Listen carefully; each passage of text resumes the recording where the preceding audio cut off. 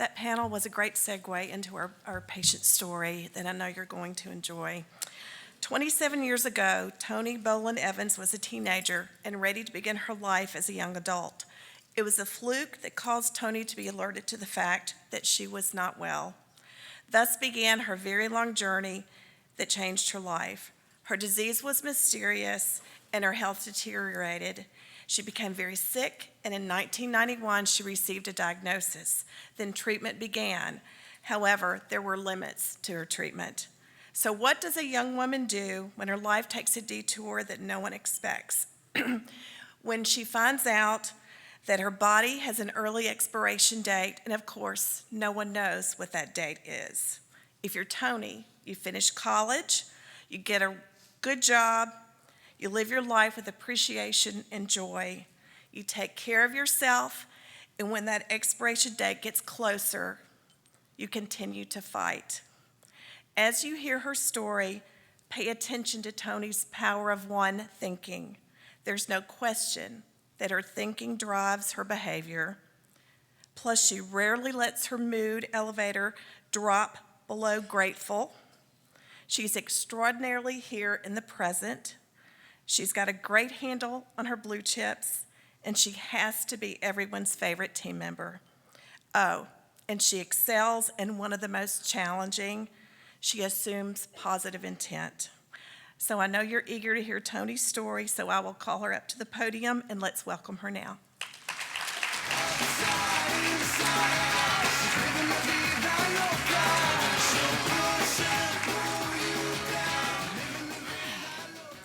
Oh, wow. Good morning. Thank you, Michelle, and also thank you, Mr. Shorb and Dr. Ugwikwi, for all of your support of the Family Partner Council. So my story begins, as she said, a long time ago. However, I received a second chance at life thanks to the generosity of a complete stranger and the staff at Methodist Transplant Center.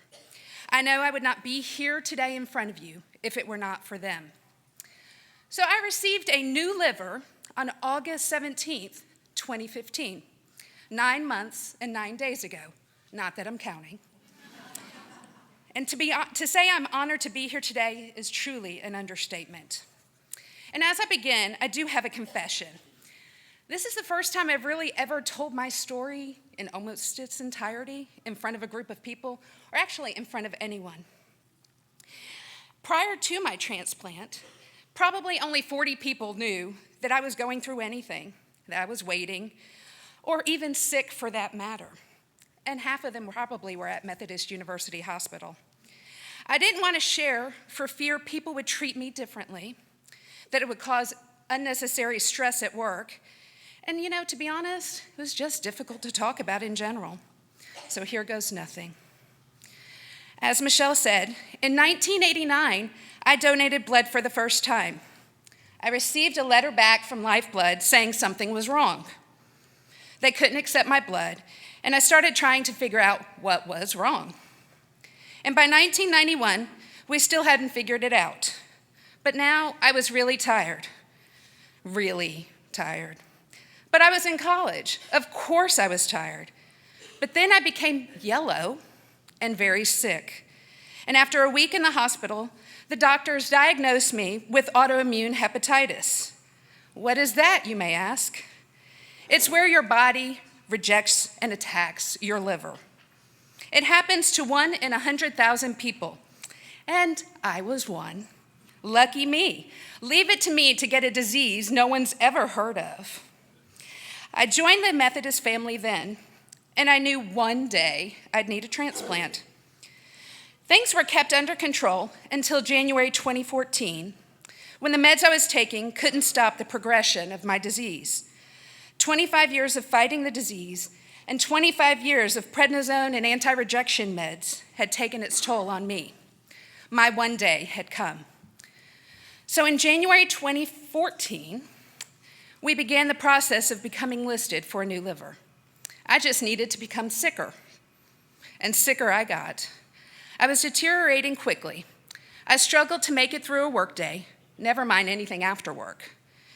For New Year's 2015, my husband and I went to the beach in hopes it would make me feel better. Who doesn't feel better at the beach? Well, it was me. I didn't even have the energy to walk down to the beach. I just watched the waves crashing from our room. In March 2015, I was finally accepted into the transplant program. And in April 2015, I was listed for an organ transplant. And the wait began. I got everything I needed in order. We didn't know how long we would have to wait or how much longer I could wait. And a patient person, I am not. And then adding to the fact I really didn't feel good definitely did not help. Needless to say, it was a tumultuous time. Every week, I'd find out where I was on the list in hopes that this would be the week. Friends who did know what was going on would ask how they could help, and I would say, pray, make sure you're an organ donor, and donate blood. There was really nothing anyone could do. I continued to work full-time every day, and there were days I just wanted to stay home and curl up in a ball and not participate in life. But there was still life to be lived. I started out as number 12 on the list and slowly, incrementally worked my way up on the transplant list as I became sicker and sicker. There were several weeks where I was number 1 or number 2 on the list in my blood type, but the call never came. In the meantime, I was having what I consider severe ascites. I would have weekly thoracenteses and paracenteses over in the MAC building. This, of course, is on my top 10 list of things to do every week. For those of you who may not know, this is where they insert a very long needle into your lung and your abdomen to remove excess fluid. For me, usually 1 to 2 liters from my lung and a couple of pounds from my abdomen. I did like the instant weight loss twice a week, however, not necessarily the delivery method. I was exhausted all the time, and my goal was to make it through a full day of work, have dinner with my husband, and stay awake till 8 o'clock. I was having weekly labs done through my Methodist primary care physician's office to find out my MELD score, and this is the score that determines where you are on the list. The staff at the office was so very encouraging, reminding me that one day I would get the call. To be honest, I don't think I really believed it would happen. I don't think I dared to dream it would happen. But they were relentless in their positivity, which was definitely contagious. And starting in July, we were having trouble stabilizing my potassium levels. I was on massive doses of potassium each day just to stave off the nighttime excruciating leg cramps. On August 14th, 2015, my primary care physician called me at work around noon to let me know that my potassium level was critically low and I needed to go to the emergency room because I was at high risk for a cardiac event. So being that I was at work, I called my boss, told him what was going on, and drove myself down to the Olive Branch ER. On the way, I called my husband to let him know what was going on, and he met me down there. I walked into the ER, checked myself in, and said, apparently my potassium is low. Can y'all help me out? So they triaged me and started running labs. And the doctor came in and said, why, yes, your potassium is extremely low, and actually had dropped since that morning. My husband made it down to Olive Branch, and we spent the evening, one day after our 1-year anniversary, in the Olive Branch ER getting a potassium drip. Doesn't it drip of romanticism? After they ran labs, after the drip, which, for the record, takes forever, my potassium still hadn't risen enough. So they tested my magnesium and realized it was low as well, and I got a bag of magnesium as well. The staff was wonderful, and I think they felt bad for me. It was Friday night, our anniversary weekend, and I tried to be a little entertaining, telling them what I was dreaming was actually coming through the drip. And after the magnesium, they retested me and everything was more stable, and they sent me home 12 hours later. Then at 9:30, 2 days later, on August 16th, 2 days after our romantic Olive Branch ER visit, we received the call. I slept through the phone ringing. Of course I was asleep. It was after 8 o'clock. My husband was awake and did receive the call. He woke me up, and the transplant coordinator said they had a match, and I was the first call. Was I interested? Honestly. Was I interested? I'm sorry, I have a 9 o'clock meeting. Can we postpone it? No, just kidding. We were already packed and ready to go. my husband stopped me and said, "Honey, we've got plenty of time. Why don't you take a shower and wash your hair? You don't know how long it'll be until it happens again." He was so very right. Some of us understand that more than others, maybe. We got to the hospital about an hour later, and I sent my husband and mother home that night. They needed to get some rest. I figured I'd get plenty of rest the next few days.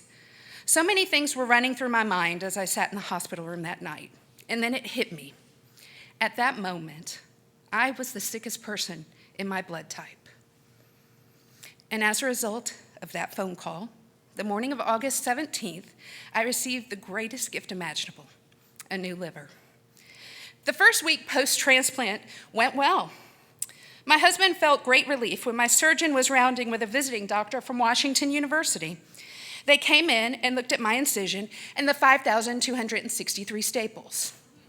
Now, it was really only 52, and yes, I did count each of them, but it felt like 5,263. When they left, my husband equated it to a mechanic lifting the hood of a car and checking on the engine on his 57 Chevy, or in my case, maybe a 71 Mustang convertible. We had explained to our friends and family that my room would be a no-cry zone. There would only be positive thoughts and energy being sent out in the room, no matter what. And one day, a friend of mine came by to see me, and she started crying. My husband stopped her at the door and said, "Don't forget the rules." She explained that they were happy tears. She was so thankful that Joey, the name of my new liver, he needed a name, and I were getting along so well. The second week, we ran into a few opportunities. I developed an infection and was running a fever, and it felt pretty bad. My blood pressure had dropped to 75/42, and honestly, for the first time, I was scared. I remember closing my eyes and thinking, I hope I wake up again. The nurses were coming in almost hourly monitoring me, and I kept telling them I was studying hard for their test. However, I wasn't passing. In the morning, my surgeon came in, sat down at the end of the bed, and assured me everything was going to be okay and what our plan of action was. He listened intently and answered all of our questions and put our minds at ease. I was so thankful to understand what was going on, why it was going on, and how we were going to attack it. I like having a plan with measurable milestones and options. And that day was filled with lots of IVs and meds and a visit from Lila, the therapy dog. This was one of the most amazing moments. I was nervous, scared, and this little dog just jumped on my lap, looked at me, and wagged her tail. As I had the pleasure of petting her, my nerves calmed, and the world seemed at peace. I think I finally exhaled. Later that afternoon, after a bag of blood, one of my dear friends came up to see me and brought a care package. It had Las Delicias chips and guacamole, Pancho's cheese dip, and stuff to wash my hair. My husband had been right. It had been 10 days, and my hair was in desperate need of washing. And after, I felt like $1,000,000. The next day, when breakfast arrived, nutrition explained they were out of orange juice. I kind of laughed like, it is breakfast, isn't it? And they explained that the truck hadn't come in. Okay, no big deal. And while this exchange was going on, a medical assistant was taking my vitals. She finished, and a few minutes later, returned with a glass of orange juice. She had gone down the hall to the family room and poured me a glass. I didn't need the orange juice, but she went that extra little bit to make me smile. 2 days later, the doctor came in to let me know I had improved enough and was heading home. I was so thankful for the staff and team on my unit. After 13 days, I'd seen a whole lot, and I can only imagine how difficult and demanding it is to take care of people who truly are sick and don't feel good. I admire and am thankful for each of you in this room and every member of my team. At my first post-transplant visit back to the hospital, I asked my pre-transplant coordinator, "Am I supposed to feel this good?" She said yes. It was the way the rest of us feel. I hadn't felt that good in 10 years, and that was just 2 weeks after a pretty major surgery. I had been sick for so long, I really didn't know what good felt like. Honestly, I feel guilty. There are so many people still waiting. I was lucky. And I don't take the second chance lightly. I don't know if my friends, family members, and those I interact with are ready for what I like to call Toni 2.0. But I plan to live every day with purpose, to appreciate and take care of this extraordinary gift I was given, and hopefully make people aware of the importance of organ donation. And this is why I joined the Family Partner Council.